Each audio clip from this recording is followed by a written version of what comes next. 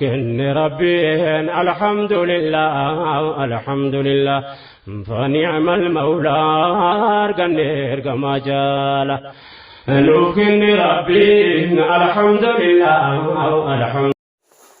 السلام عليكم ورحمة الله وبركاته. كبجمتو تافي جادة نمدوتا ناني توب جرى جرتو نغا كيسني بغا جراتن سنين جرچا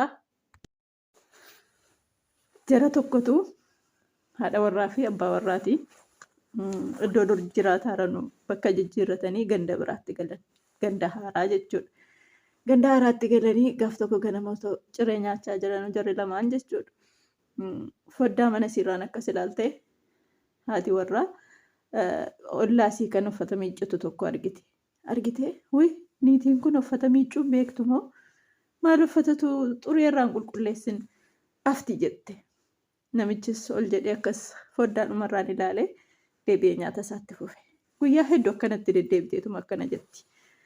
Gaaf tokko ganamaa akkuma amalli sii bare ammas foddaarraan achi ilaalte wuy hadhammoo akkaminuma darbee fi uffata miiccaa eenyutu barsiise qulqulleessitee haftee hadhammoo jette.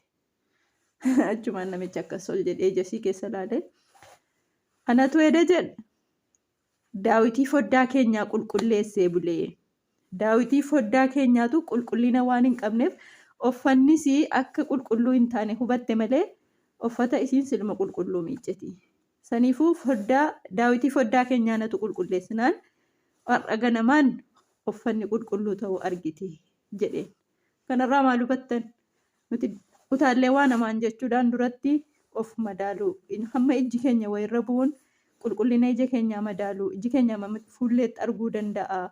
Qulqulleessee nutti mul'isa dandeettii ija keenya akkasumas waanuma hundarrattu jechuudha.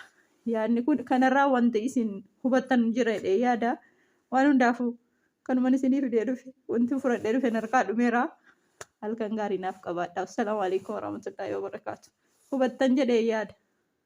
لا إله إلا الله لا إله إلا